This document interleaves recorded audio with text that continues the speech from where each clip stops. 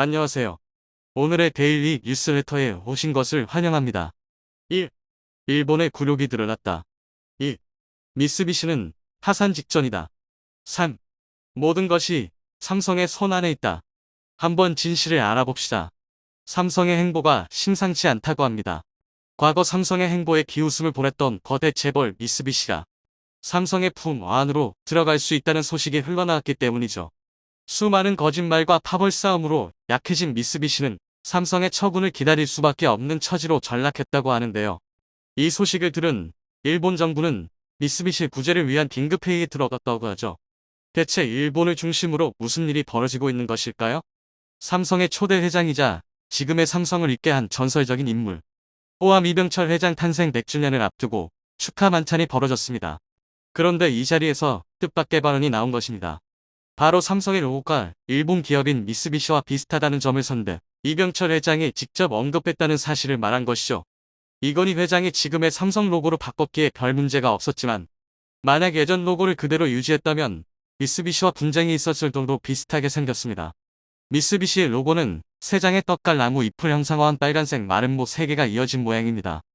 1960년대 이병철 회장이 사용했던 로고는 삼성답게 빨간색 별이 3개 모여있는 로고였죠. 이병철 회장은 삼성이 미쓰비시와 상대할 일은 없을 것이라 얘기했는데요. 로고가 설사 비슷하더라도 충돌할 일이 많지 않을 것이라 바라본 것이죠.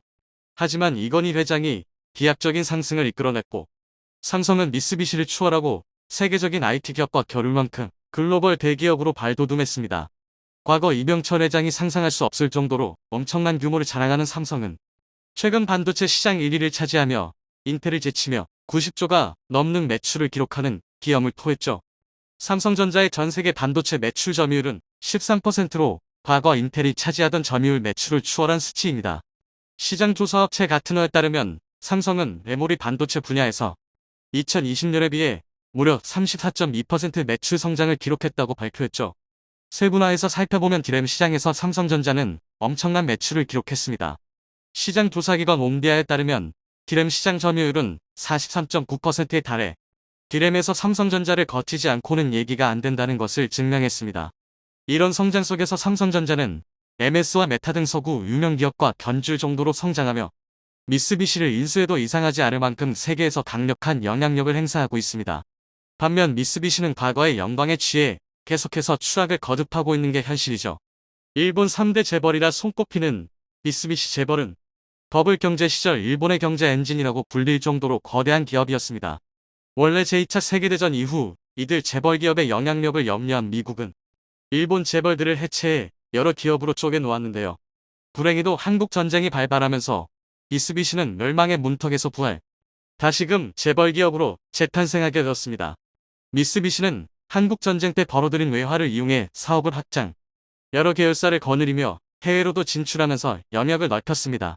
심지어 한국에도 미쓰비시 계열사를 설립하며 분야를 가리지 않으며 확장을 거듭했죠. 대략 600개에 가까운 미쓰비시 그룹은 세계의 핵심 기업이 존재합니다. 미쓰비시 상사, 미쓰비시 중공업, 미쓰비시 UFJ 은행이 바로 그 기업들이죠. 이들은 금요라는 사장단을 통해 영향력을 행사하는데요. 미쓰비시 그룹 주요 29개 회사 회장 및 사장 48명이 매월 두 번째 금요일에 만나는 금요회는 최고 의사결정 기관 후 이 회의에서 결정되는 사안은 전체 그룹의 중요 안건으로 올라갑니다. 한 그룹의 수장이 결정하는 것이 아닌 사장단 회의로 안건이 올라간다는 점은 다른 일본 재벌들과 다른 점이라 볼 수 있는데요. 문제는 이 점 때문에 내부 파벌의 권력 다툼이 치열합니다. 제일 중요한 기업이라 꼽힌 미쓰비시 상사 미쓰비시 중공업과 미쓰비시 UFJ 은행으로 크게 세 개의 파벌이 존재하죠. 그리고 이들이 거느린 계열사는 파벌의 우위를 점하기 위해 치열한 암투를 벌인다고 하는데요. 파벌로 인해 미쓰비시 그룹은 스스로의 경쟁력을 깎아 먹게 되었습니다. 가장 대표적인 사례가 바로 미쓰비시 자동차의 몰락이죠.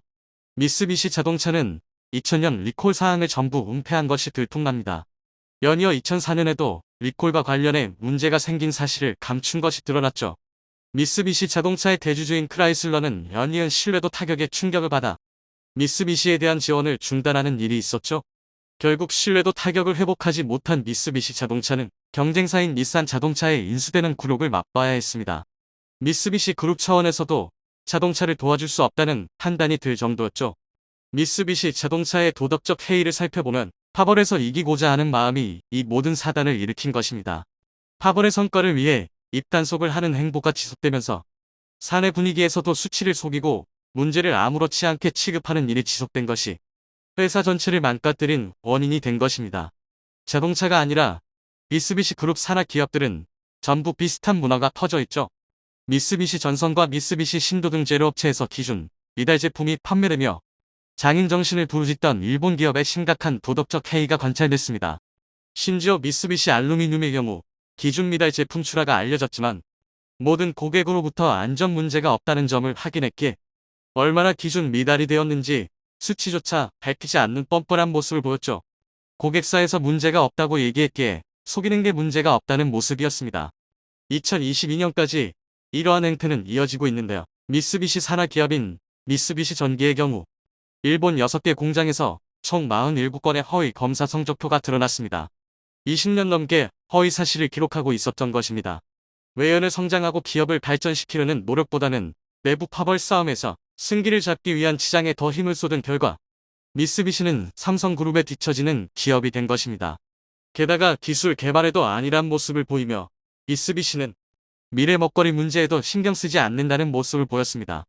미쓰비시 전기의 경우 2021년 TV 시장에서 철수하는 굴욕을 맛보았는데요. 삼성전자와 LG전자 등 한국 기업에 밀린 탓이라고 합니다. 일본 반도체도 마찬가지입니다.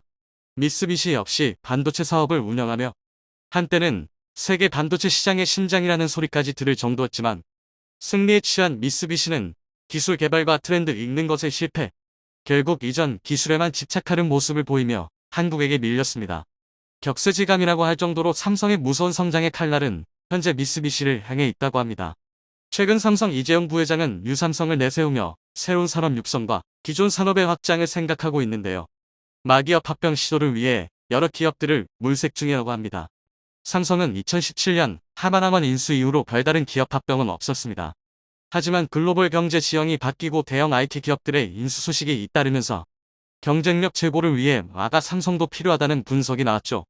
삼성이 고려하는 회사 중 미쓰비시 그룹에 속한 미쓰비시 전기, 특히 전력 반도체 시장에서 강점을 보이는 이곳을 주목하고 있다고 하죠. 전기차 시장에서 전력 반도체는 필수 부품으로 활용될 가능성이 높아 삼성 입장에서도 향후 전기차 부품 경쟁력 확보를 위해 미쓰비시 전기를 보고 있죠. 현재 미쓰비시 전기는 TSMC와 협력을 통해 활로를 찾고 있다고 하는데요. 하지만 삼성이 본격적으로 마에 나서면 미쓰비시는 꼼짝없이 당할 수밖에 없다고 합니다. 계속 경영 악화로 인한 실적 부진에 늪에 빠진 미쓰비시 입장에선 미쓰비시 전기를 수익성 제고를 위해 포기할 가능성이 높습니다. 이렇게 된다면 과거 미쓰비시를 참고해 삼성을 만들었던 고 이병철 회장의 상상을 뛰어넘어 한국이 일본 기업을 인수하는 일이 벌어질 수 있는 셈인데요. 한때 삼성전자가 반도체 사업에 투자하자 미쓰비시는 이를 비웃으며 삼성이 반도체를 할 수 없는 5가지 이유라는 보고서를 발간, 취약한 산업과 회사의 열악한 규모로 인해 실패할 것이라고 전망했죠. 한껏 삼성을 비웃으며 일본 반도체는 망하지 않을 것이라 자부했던 미쓰비시는 시간이 지난 뒤 오히려 한국 기업에게 계열사를 넘겨야 할 수도 있는 절망적인 상태에 빠졌습니다. 미쓰비시의 저주에도 불구하고 보란듯이 성공하는 삼성의 미쓰비시 회사까지 집어삼키며 복수에 성공할 수 있을까요? 한국은 명실상부 반도체 강국입니다. 그러한 한국의 대표적인 반도체 기업인 삼성전자는 세계 최초로 3나노 파운드리 반도체 양산에 성공하며 전 세계의 주목을 받기도 했는데요. 최근 삼성전자가 유럽 최대의 종합반도체 연구소인 아이맥과 손잡고 기존의 2차원적인 반도체를 넘어 3차원적인 반도체 생산에 도전했다는 소식이 전해지며 또 한 번 화제가 됐습니다. 연일 이어지는 신기술 개발로 세계 시장을 선도해 나가는 K반도체의 위상에 세계 여러 기업들은 한국 현지화의 속도를 내고 있다고 합니다. 특히나 세계 반도체 장비 1위 기업인 어플라이드 머티어리얼즈가 경기도에 생산 연구 개발 R&D 센터를 짓기로 합의하고 한국에 대한 투자를 강화하고 있다는 소식이 전해지며 많은 이들의 관심을 받았는데요. 어플라이드의 CEO인 게리 디커스는 한국 반도체에 대해 최고라고 치켜세우기까지 했다고 하죠. 한편 일본 정부는 한국 반도체의 성장을 견제하며 2019년부터 수출 규제를 해왔는데요. 수출 규제 3년. 오히려 역효과가 나 일본의 소부장 기업들이 탈일본을 선택하며 한국 공장에 투자하는 등 초유의 상황이 벌어지고 있다고 합니다. 최근 삼성전자가 반도체 원판인 웨이퍼의 이쪽 면을 활용하는 기술을 도입할 예정이라는 소식이 전해지며 또 한 번 화제가 됐습니다. 이는 곧 기존 2차원 2D적인 반도체를 3차원 3D로 확장하는 것인데요. 이와 함께 삼성전자는 2025년 2나노미터, 2027년 1.4나노미터 공정에 도전할 계획임을 밝혔습니다. 삼성전자는 앞선 3나노미터 공정에서 게이트 올어라운드 GAA라는 새 구조를 처음으로 상용화한 만큼 2나노미터 공정에서도 현재 1위 기업인 TSMC의 기술 우위를 점하겠다는 전략을 세웠는데요.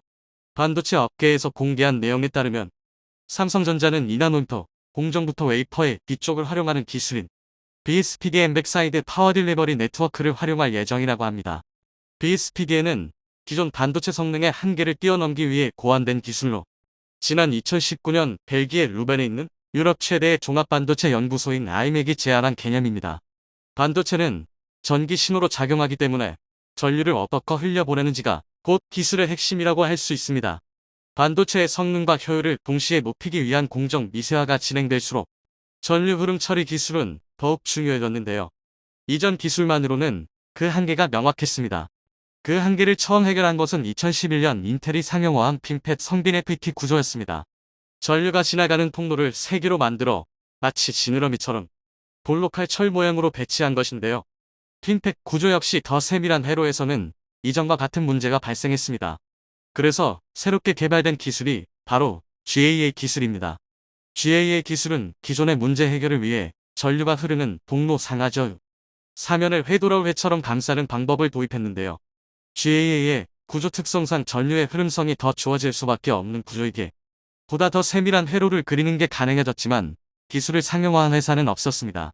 세계 최초로 삼성전자가 GAA를 개선하여 MBCAN라는 구조를 독자 개발해 3나노미터 공정에 적용하기 시작했고 초미세 공정을 선도하기 시작했습니다. 반면 경쟁 업체인 TSMC는 3나노미터 공정까지 기존의 핀팻 구조를 유지하고 그 이하 공정부터 GAA를 도입할 예정이라는 계획을 밝혔는데요. 삼성전자가 3나노미터 양산을 시작한 지 4개월이 지나도 양산 소식이 들려오지 않고 있으며 내년으로 연기될 가능성이 커지고 있습니다. 삼성전자는 현재에 머무르지 않고 계속해서 기술 개발에 박차를 가하고 있습니다. GAA보다 한 차원 높은 수준의 기술로 여겨지는 BSPDN 개발에 도전장을 내민 것인데요. BSPDN은 전류의 흐름을 원활하게 하기 위해 구조를 바꾸는 방식에서 더 나아가 웨이퍼 뒤쪽의 전기 전달을 위한 새로운 구조를 짜는 방식의 신기술입니다. 현재 반도체가 웨이퍼 한쪽만을 사용하는 2D 형태라면 BSPDN은 웨이퍼의 앞뒤를 모두 사용하는 3D 형태죠. 웨이퍼 전면에는 논리적인 연산 작업을 수행하는 로직 기능으로만 채우고 후면에는 전력이나 신호 전달을 수행하는 라우팅 기능을 넣습니다. 그로 인해 기존의 로직과 전력, 신호 라우팅이 모두 빡빡하게 들어가야 했던 웨이퍼 전면에 여유가 생기게 되고 그만큼 더 세밀한 회로를 새길 수 있겠습니다. 지난해 아이맥이 세계 최고 권위의 반도 학회인 VC 심포지엄에서 발표한 논문에 따르면 BSPDN 기술을 활용하게 되면 기존의 웨이퍼 전면만으로 만들어진 반도체에 비해 성능과 효율 모두 월등히 높아진다고 합니다. BSPDN 기술에 더욱 세밀한 회로를 적용한다면 초미세 공정으로 인한 시너지 효과도 기대할 수 있습니다. 지난 6월 이재용 삼성전자 부회장은 벨기에 루벤 아이맥 본사를 찾아 루크 반덴 호브 아이맥 최고 경영자를 만났습니다. 두 사람은 이 자리에서 반도체 분야의 최신 기술과 연구개발 방향 등을 논의했는데 업계 관계자들은 이 자리에서 2나노미터 공정에 관한 얘기가 오갔을 것으로 보고 있습니다. BSPDN은 지금까지와는 전혀 다른 개념의 기술이기 때문에 이를 완성하기 위해 반도체 전체 공정에 대한 혁신도 필요한데요. 기존보다 훨씬 더 정교한 공정 기술이 도입돼야 할 것입니다. 이번 삼성전자의 BSPDN 기술 도입 소식에 대해 한 업계 관계자는 삼성전자가 3나노미터로 앞선 초미세 공정 경쟁에서 한 발짝 멀리 나가기 위해 승부수를 띄운 것으로 해석된다며 기술을 주도하는 회사라는 신호를 시장에 던져줄 수 있을 것으로 기대된다고 밝혔습니다. 이렇게 세계 시장을 선도해 나가는 K반도체의 위상에 세계 여러 기업들이 한국 현지화의 속도를 내고 있다고 하는데요. 특히나 세계 반도체 장비 1위 기업인 어플라이드 머티어리얼조가 경기도의 생산 연구개발 R&D센터를 짓기로 합의하고 한국에 대한 투자를 강화하고 있다는 소식에 많은 이들의 이목이 집중되었습니다. 어플라이드의 CEO인 게리 디커스는 한국 반도체에 대해 최고라고 시켜 세우기까지 했다고 하는데요. 게리 디커스는 반도체 업계에서 대표적인 지안파로 알려져 있습니다. 이미 1980년대부터 한국을 여러 차례 방문하며 K 반도체의 성공을 예견했다고 하죠. 그는 한국은 1980년대부터 반도체를 성장시키기 위해 굉장히 많은 노력을 했다며 한국에 훌륭한 인재들이 없었다면 지금의 K 반도체는 불가능했을 것이라 밝혔습니다. 또한 그는 처음 한국을 방문했을 때부터 이미 엄청난 잠재력과 능력을 봤다면서 한국은 넘치는 과학기술 분야의 인재와 실행력, 열정을 통해 실제로 반도체 분야에서 전 세계적인 리더가 됐다고 덧붙였습니다. 어플라이드는 우리 정부와 경기도에 R&D 센터를 짓기로 합의하고 한국에 투자를 강화하고 있는데요. 게리 디커스는 한국은 우리에게 매우 중요한 시장이기 때문에 물리적으로 가까이 가는 건 성공을 위한 필수 요소라며 그 투자 배경을 밝혔습니다. 또한 그는 경기도에 지을 최고 수준의 R&D 센터는 협업을 넘어 직접 인재 양성까지 가능할 것으로 기대하고 있다고 밝혔습니다. 업계 관계자들은 특히 지난 5월 조 바이든 미국 대통령과의 방한이 한국 투자 결단에 결정적인 영향을 미쳤을 것으로 보고 있는데요.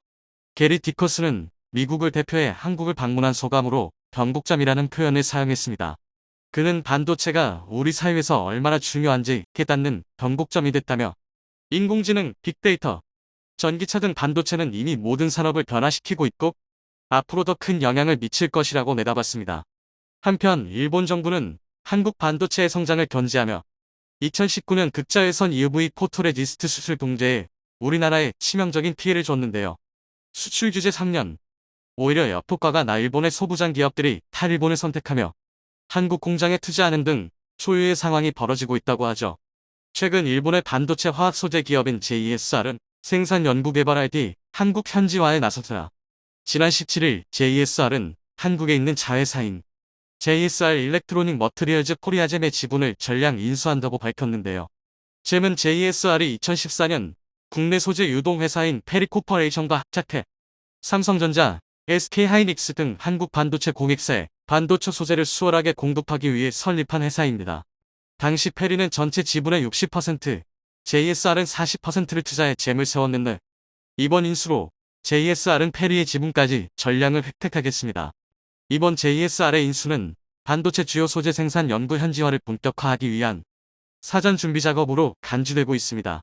JSR은 최첨단 반도체 공정인 EUV, 노광의 핵심 소재인 포토레지스트를 생산하는 회사입니다. 특히 삼성전자가 활용하는 포토레지스트의 60-70%가 JSR 제품일 정도로 국내 반도체 생태계에서 JSR의 존재감은 상당한데요. 생산시설과 R&D 설비가 한국에 갖춰진다면 삼성전자와 SK하이닉스는 생산라인 운영과 첨단 제품 개발에서 우위에 설 수 있게 됩니다. JSR의 한 관계자는 이번 인수에 대해 회사는 반도체 소재 사업에서 국제적 협력을 강화할 것이고 각종 제품을 빠르고 원활하게 공급할 수 있는 시스템을 만들어 나갈 것이라고 밝혔습니다.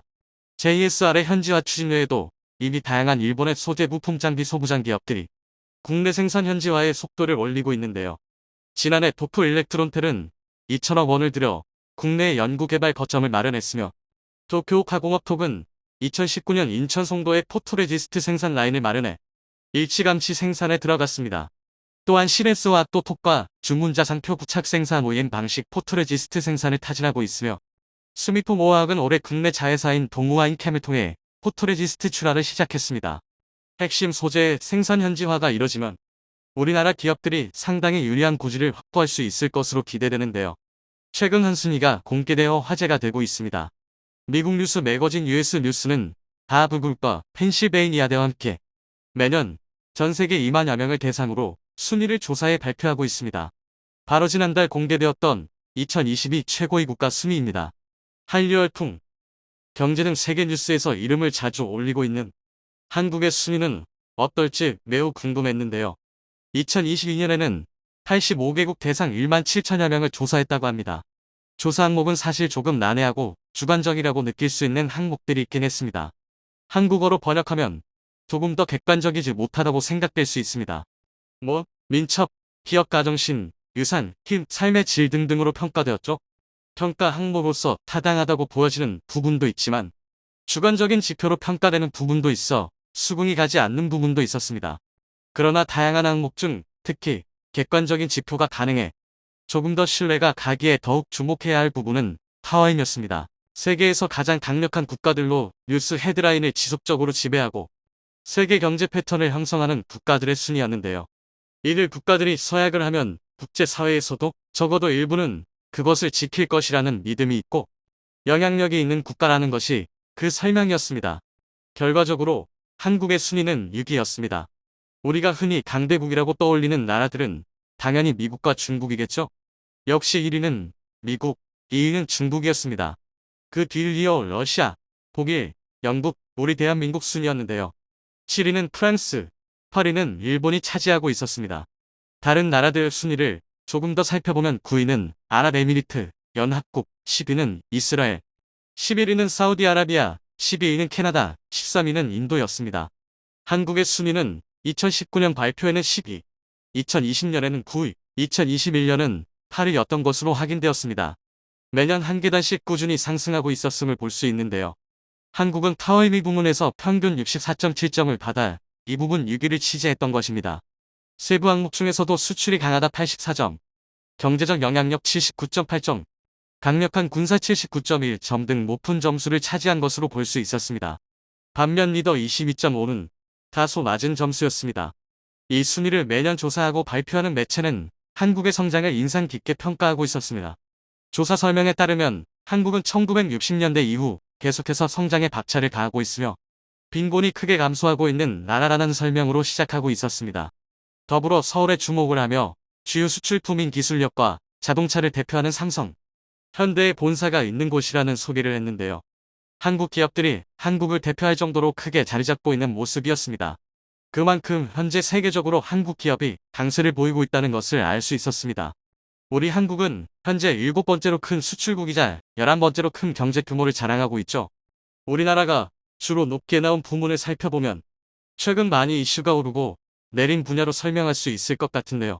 한국은 반도체, 전기차, 바이오 등 미래산업의 핵심 가치라고 불리고 있는 산업 분야의 선두주자라 할 수 있을 정도로 강세를 보이고 있습니다.